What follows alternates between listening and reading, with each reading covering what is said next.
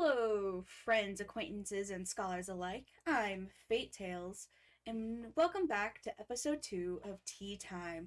This time, I have another guest with me. We're gonna call her Red for the episode because names are not important here. For now. Today's tea is a nice, calming tea to start off the stressful week back from spring break. We have a nice chamomile tea from Celestial Seasonings. It's marvelous. How do you rate this tea? As someone who's a coffee addict, this one hits the spot. Oh, yeah. It really does. Chamomile tea is just like Slurp noises all around. So, today's topic is gonna be a really fun one, and one that is an experience of today. Mexican candy. oh yes, all the delicacies, anything you can find in a Mexican shop, probably ranging from $5 to like a couple cents. So, I have no authority of the matter. So why don't you introduce yourself a little bit more and why you have authority over this wonderful delicacy that I just discovered today? Well, as my host here has described me, I'm Red. I'm from Mexican descent, Jalisco, which is probably has its own stereotypes, but one thing we do good is candy. Pretty cheap candy at that, which you have tried one of them. Yes, I have no idea what it is, and it tasted weird, but I don't hate it. Well, most of the candy that we do is tamarindo flavored, which is this weird fruit or vegetable. I don't even know what it is. I'd consider it a spice. It looks like what an adult peanut would, brown, and you open it up and it's a gummy, and like the inside looks like a whole bunch of like what is it, peach cores put together with some like gooey stuff. Most of our candy starts off there. Would you tread? Yeah. And it was really weird because it wasn't spicy, but it gave me a tingling sensation like it was spicy, which I find really weird, especially when I think of candy, which kind of leads into like our main point of today. How does candy change depending on your culture, which is probably one of the more interesting facets of learning about culture is what snack foods are there. Because I know as a US American woman, when I think of snack foods, especially candy, I think of hard or really gummy candies that are really, really overly sweet or maybe really chewy and or like fatty. It's just terrible for you. Decaying teeth is the goal of candy I'm used to. It's American candy to me is like if you took lard, froze it, and then dropped it in like sugar, so it has like crystallized sugar on the outside. But that's just me. Candy in Mexico, Hispanic candy in general, has a lot of tangy spice to it. And like when I say spice, it's not always spicy. It's more like you could feel like there's some type of spice that just has that like tingling sensation, as you said. But it also has that like tang to it. A lot of the common candies are peloncillos, which is like it's supposed to be a candy that you push down and it comes up in like what hair would be like, and it's like you're pushing hair and you're like you suck it out, so it's like you're leaving the candy bald, so it's called peloncillo, so to be bald.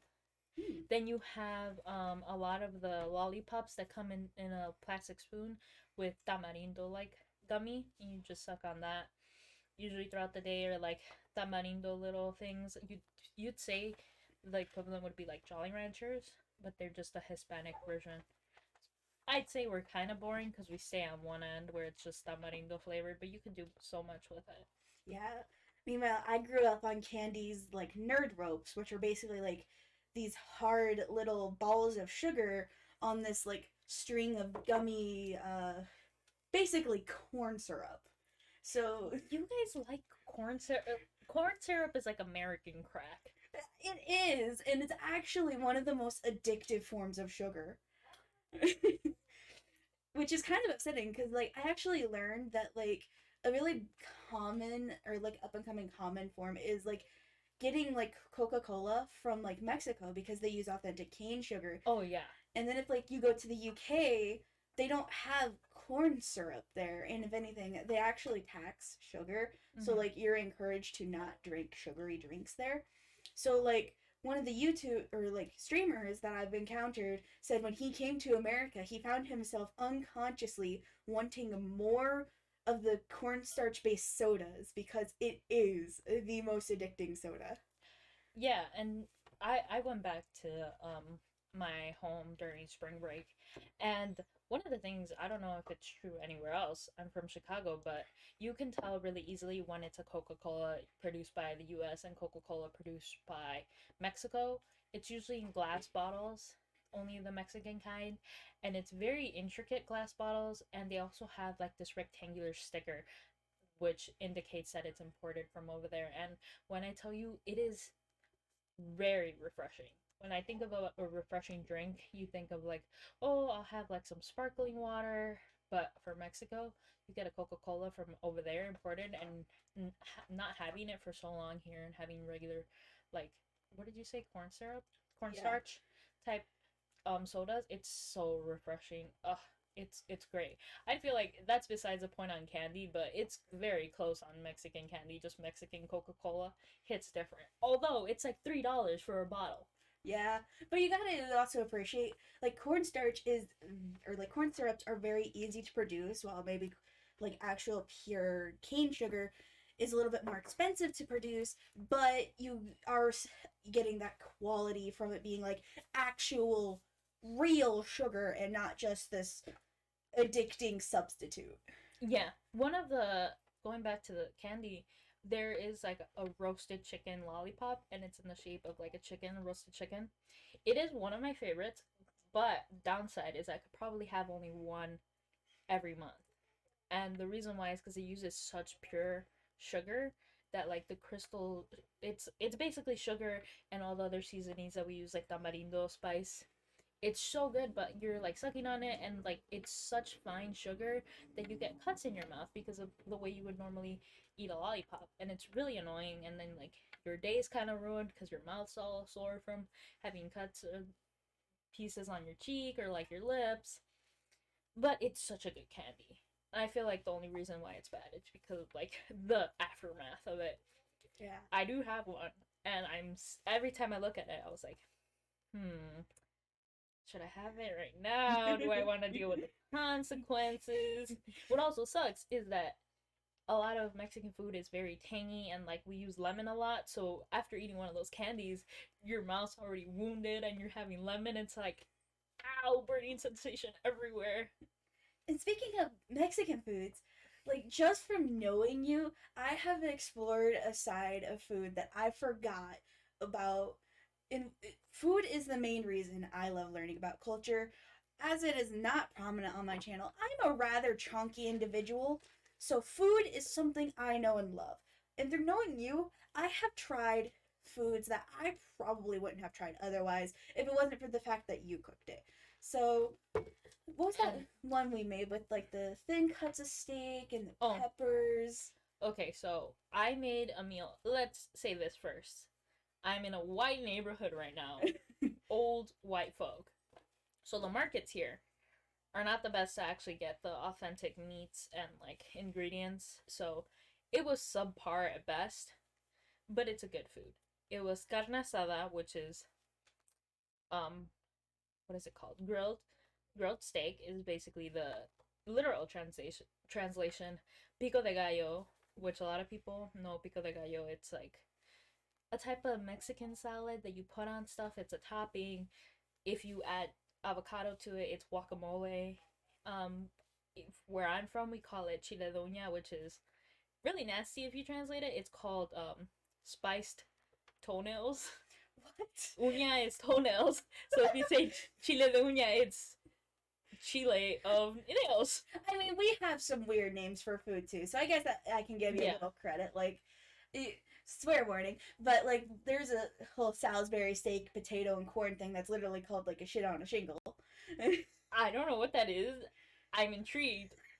It sounds not appealing at all. No, but it's actually really good because it's just like a Salisbury steak on the top of a slice of bread with mashed potatoes and corn on top.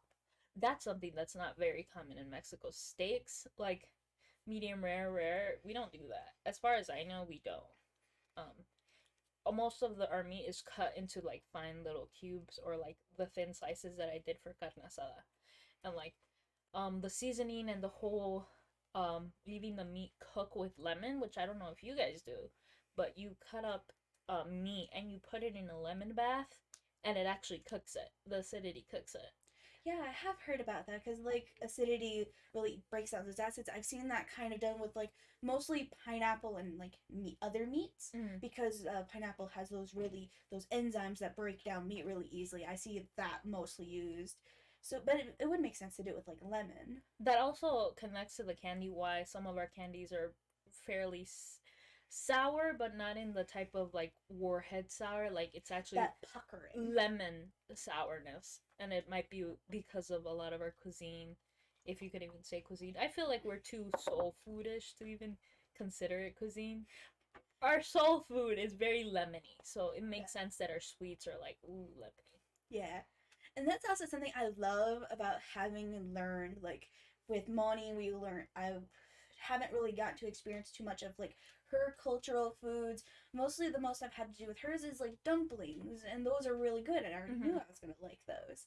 But with like Hispanic and Mexican food, I was pretty like hesitant at first because a lot of the things I know are present in those foods I growing up didn't eat very much because I didn't feel like I liked them. However, having to get to experience cooking alongside you, I Mm-hmm. find that the way you cook them makes them taste better in a way that I never Yeah. got to experience. I think a lot of white folk, I say white folk a lot, sorry, but white folk tend to overly season their food, and you've seen how I season my food. It's very simple, straight to the point, and quick. Obviously, if you want better flavor, you leave the seasoning on for more, but it's pretty simple. It's like two or three ingredients, and you're good. That might be why our dishes are pretty cheap. They're quick, they're easy, and yet they're full of protein because the only thing that you're really adding on isn't a lot of filler or like um batter if you want to make chicken. We don't really do that. We bread with like basically shaving a regular toast and just using that. So you've seen the soup that I make. It legit takes 10 minutes. And Yeah, it's as filling as you if you had like a chicken noodle soup that takes like an hour to make. yeah. Cause like, what is that soup called? I keep forgetting. It's called, well, it depends where you're from, but we say caldo de fideo, which is like fideo would be like pasta, and then caldo is just soup. And I find it so compelling because like the first time you made it, it was so intriguing. Like how good it tasted for Mm-hmm. how little was actually in it because it was just like tomato sauce pasta, a little bit of oil. But I think the star of that was the little flavor cube, Yeah, that's what I feel like that flavor cube, you described it as something. a bouillon. A bouillon, which a lot of people mistake it, but I feel like it's all the seasonings compressed into one, and yet it has a lot of additives that I'm not very well informed on, but you can tell that it's more than a bouillon because you touch it and it feels like you have lard on your fingers. Yeah, that oily texture, even though it's Mm-hmm. really crumbly. Yeah, it's really crumbly and dry, and it's like really weird when you use it. You crumble it into the water, and then you wash your hands, and you're over there sitting there trying to wash that oil off and everything. So I don't know what it contains, but if anyone's listening, the best thing I could give you is the flavoring. It's like chicken noodle soup without the chicken. Yeah, because like I've seen bouillon come in like two different ways where it's just a solid mass Mm-hmm. of compressed seasonings, and then the ones that are more high quality are more like a paste. Yeah, It's like a little paste in a jar, but this is just like it's kind of like an in between of those two, yeah. which I think is really like fun because then it's like you could just throw it in and super easily. You could, but also if you throw it in, it's probably not gonna even dissolve, which is weird. You have to crumble it up. It also stains like neon yellow, which you saw in like when I was taking it out of the package. I don't know why. Not gonna question it. That's probably why I'll survive as a college student. Is the fact that most Mexican foods are quick, easy. I've eaten them all my time, and I could survive off it. So I'll never be a hungry, starving college student. Although I eat ramen way more than I'd like to admit. And I also love how like there's also a different mindset that comes from our different cultures Because, like, in my household, proteins are like the main part of your dinner. However, like from you, I kind of noticed that you don't consider proteins as always you have to have a protein with this. If you don't have it, you make it up somewhere else. Yeah, a lot of people now, especially now that I'm bodybuilding, that's a conversation for another day. They're like, protein, protein, protein. And I'm like, in my household, we never really talked about protein. I guess we just like, oh, you should, we always have meat or something in the sort, or like beans are a lot of protein. I know how to make beans 100 ways. A soup of caldo of beans, which is really good. I could live off that. But protein is not a big thing. What's a big thing in Mexico is beans and rice. It is on the side of everything. And our rice, let's say Asians have sticky rice.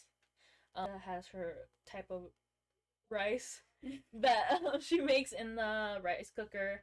There is like quinoa. Some people consider that their rice. Swedes, Sweden, people from Sweden, they have a different type of rice. But our rice, if you want to give a staple to Mexican rice, it is orange, bright orange, and it usually have like chunks of carrots, maybe corn, sometimes peas, stuff of the sort. And that's just our staple rice, and that's like fancy. That's as fancy as we get.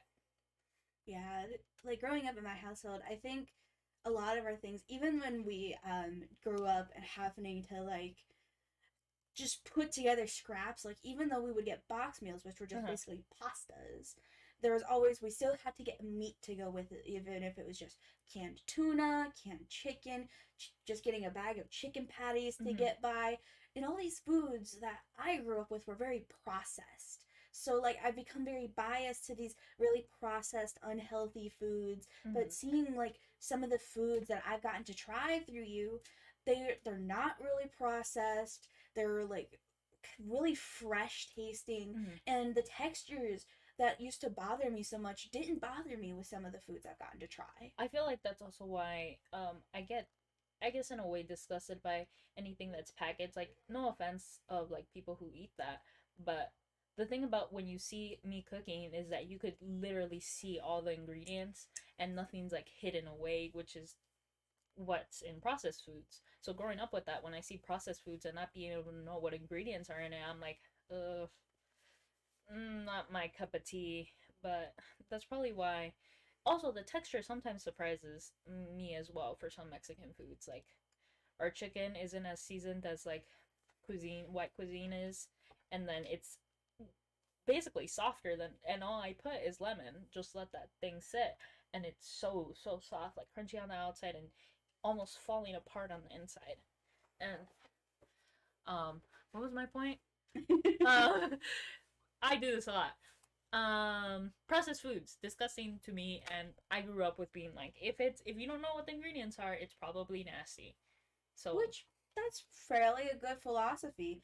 I actually have been learning that the more processed your food is, the easier it is for your body to digest. Thus, meaning it is a lot easier for your body to accumulate fat. uh-huh. So like I there was a food theory video, of course, that talked about this. But I thought it was interesting to think about because like you don't think of like cooking as processing, but processed foods are like everywhere. But how you would think about it also can change your attitude to like how these foods are made or just your general concept of like what these foods are. Yeah, I don't think I ever eat. I'll probably eat processed food now in college because times get hard, and I'm always like I feel horrible after. My stomach isn't reacting badly, but mentally I'm like, ugh, I feel disgusting for eating that because I don't know what I put in my mouth and what's hidden inside these processed foods that maybe they kind of went through a lawsuit and were like, we don't have to put it in the nutrition facts. They'll Yeah. figure it out after having health problems for 10 years from eating this. Yeah, that's always concerning. Yeah, slurp. It's a good tea. This is good tea. I am accompanying it with matcha, so I have a hot tea and a cold iced matcha. Which do you, of your two drinks here, because you have yourself a Starbucks, as we have referenced in our last video, Yeah. do you think the Starbucks' tea is as good as just a nice homebrew? No tea that I've ever had is as good as your tea. I will take that and mount myself on a pedestal. You should, because as someone who drinks coffee all the time, other than my matcha drinks, it is very hard to get me to like tea. So we kind of have a running theme so far about talking about beverages. So I kind of want to know what are some like iconic, like I don't know how much of your history, but like what are some iconic drinks that just scream Mexican culture? Atole. What is it? Atole is like, it's our hot chocolate. But it can be guayaba, which is a type of fruit. It could be cinnamon, vanilla, coconut, almonds, nuts, all different kinds of, like, it's just a hot creamy drink that you have usually alongside like a pastry or something, whatever the equivalent of a pastry is in Mexico. It's very rare for you to have. It's also like you don't have it like whenever you're, as much as you're craving hot chocolate or like I'm gonna make hot chocolate. No, you leave it for like a special occasion. Something else, white folk call it hibiscus, but we call it jamaica, and that's a staple drink for us. And the way we make it isn't like hibiscus tea. It has a lot of other seasonings with it. I still don't like hibiscus. Makes sense because I don't even like jamaica. Rice water. Rice water. Horchata. It's basically rice water. It is. I don't know how else. Like, it's a perfect transition because it is. That's what it is. It's basically rice water with sugar and cinnamon. I mean, I guess I've heard different things. It is a fairly like white person thing to drink pickle juice. Oh my god. Yeah. Next to pickle juice, horchata rice water is probably better. Yeah. Uh so let's kind of transition off of this because I got a really interesting thought that crossed my mind. There is a specific reason some people drink pickle juice. It helps with constipation. Does it? Why haven't I been doing this? I don't know if it's a wives' tale, but that's what my mom at least tells me. So, kind of going off of this superstitious wives' tale ideology, I kind of want to know what are some just like basic off the mill like wives' tales in Mexico, or at Ooh. least in your household that you can think of. I need to get a better grasp of what you're asking. Like, is this like the type of wives' tale of like if you go out with wet hair, you'll get sick? Yeah.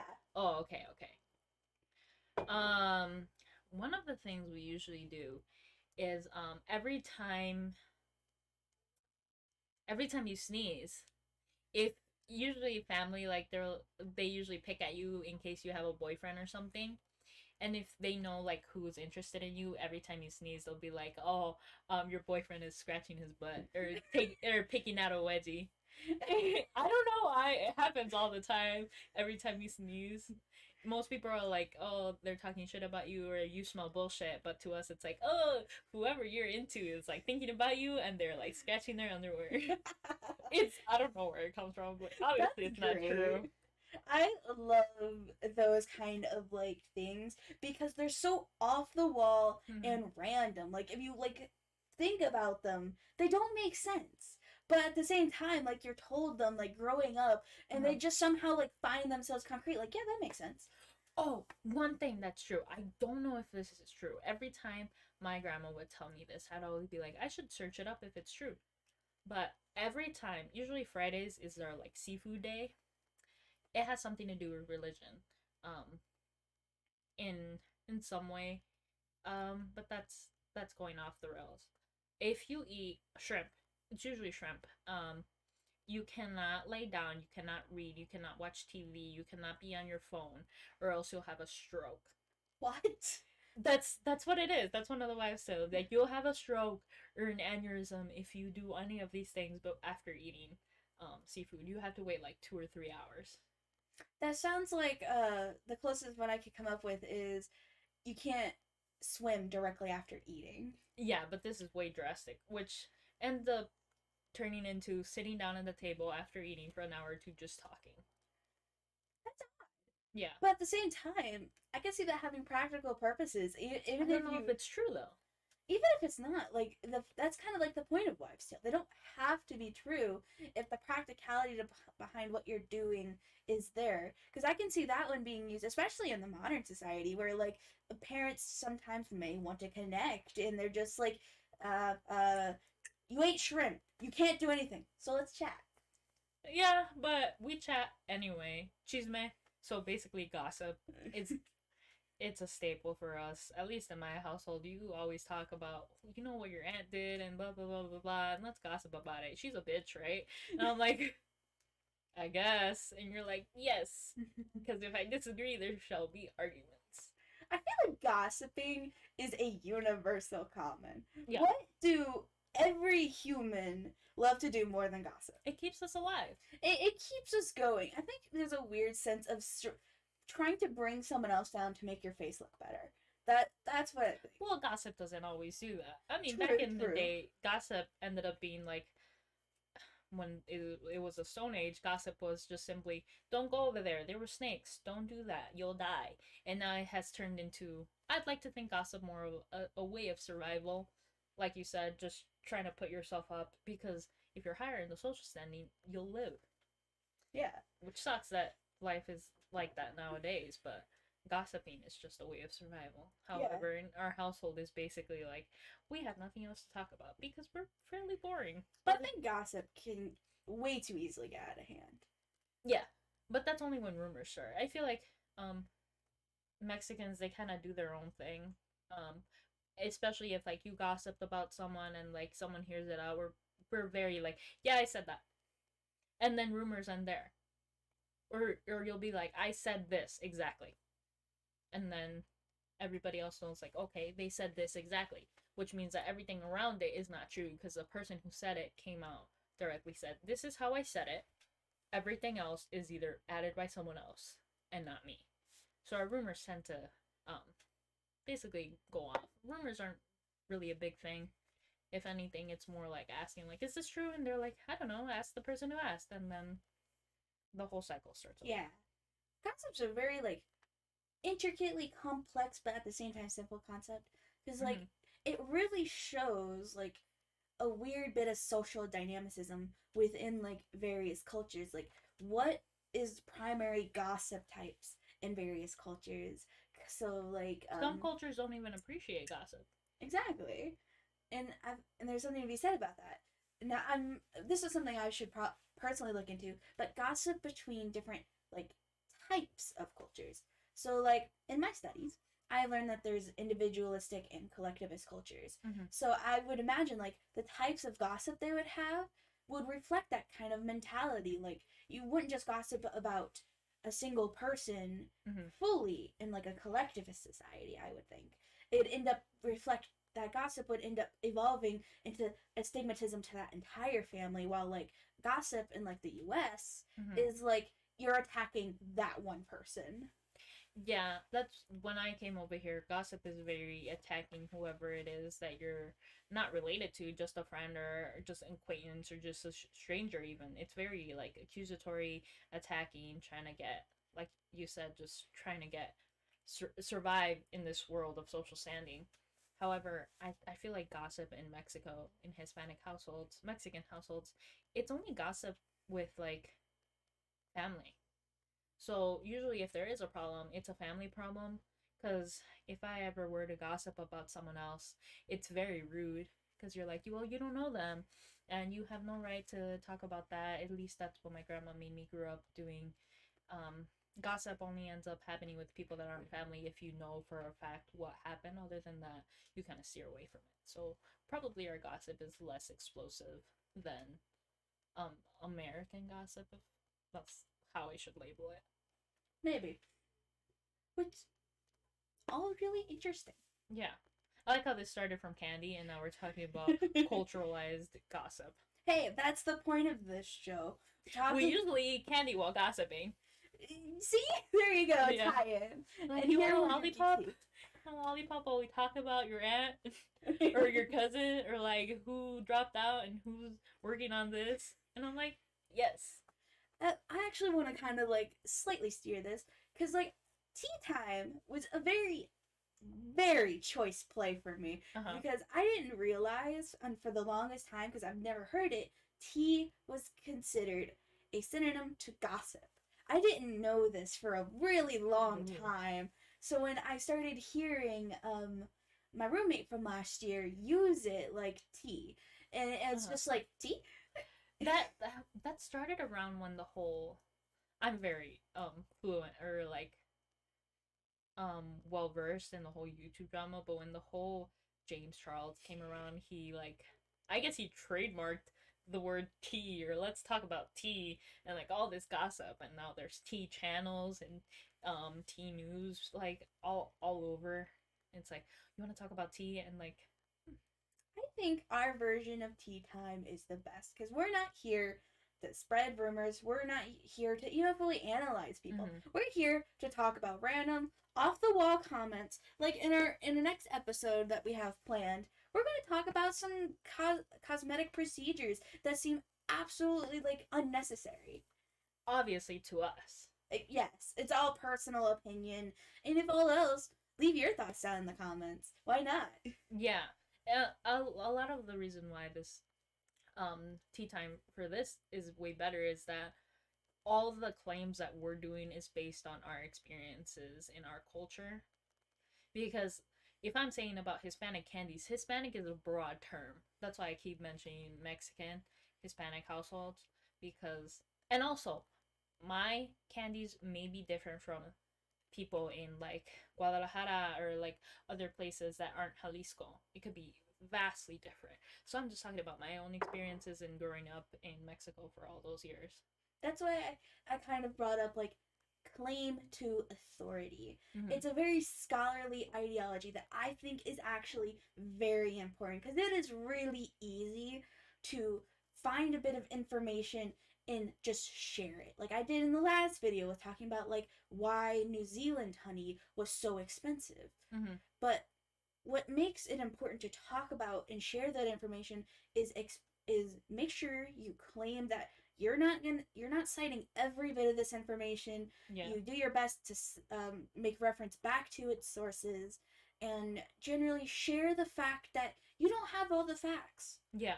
Devil's advocating yourself is probably the best way to share information. If you're not sure of something, I always say don't quote me on it because I probably am more wrong than I am right. I should probably do that more. I have a very confident way of speaking, and most of the time, I will admit, like, I probably bullshit half of that statement. Not that I was lying, but I probably just used filler, Yeah, which made me sound very confident. confidence is great, but knowing how to be confident and still wrong is Uh huh. important. I'm never one to steer away, but like, I was probably wrong on that. I think my favorite conversation we've had about this is like chunky woman. I am fat, and I continuously used it as a means of I have thusly a warmer body temperature. While my process of thinking was right, you multiple times have corrected me and saying no, that is wrong. Because And everybody's body temperature is the same 98 or 99. Obviously, 99 is steering close to a fever, but like, it's insulation at most. yeah, so that's where I started rethinking my thoughts. So it's not that I'm warmer; it's that I keep my temperature more consistently in colder weather. I try to do doing that instead of saying like, oh, everybody says throws around the word I'm tired all the time, and we need to actually start using be more conscious of our body and be like, I'm just sleepy, I'm just fatigued, I'm at and leaving tired to the day that you're like, it's at the end of the day and I'm tired of the day, which I've been trying to do more because if you if you're exhausted and you're talking to people and you don't want to socialize, you should start being more open about what type of tired you're feeling, which I've done more. I'm like mentally tired today, socially tired today. Obviously, I said stop using tired, but if you add that adjective to it or like direct it in a certain way, then people around you know, like, oh, she's mentally tired, so we already heard this. So if she's kind of out of it, or she's socially tired but she still wants to hang out, we know why. Instead of people asking like, oh, what's wrong? Your Exactly. friends already know like you're socially tired, but you still want to hang out. Yeah. So like if your friend's like very socially tired, just like Don't go out and have a party. No, that's how you break social batteries. Oh, definitely. But Jeez. like, maybe start a podcast with your friends because your roommate thought a microphone would be a perfect segue into like, hey, let's start a podcast. It always starts from one comment, and you're like, ooh, great idea. And you know what? I took my passion of tea and made something I think is going to be fun because this is easy to produce. We can talk about off the wall stuff and have a great time. And with that, I think we could wrap up this video. I hope to see you next time, friends. We might be joined by Monty, we might be joined by Red, and heck, we might even be joined by both. And I'll see you next time. Be sure to like, it helps supports me. Leave a comment with your thoughts on any of the discussion of today. And I'll see you next time. Goodbye.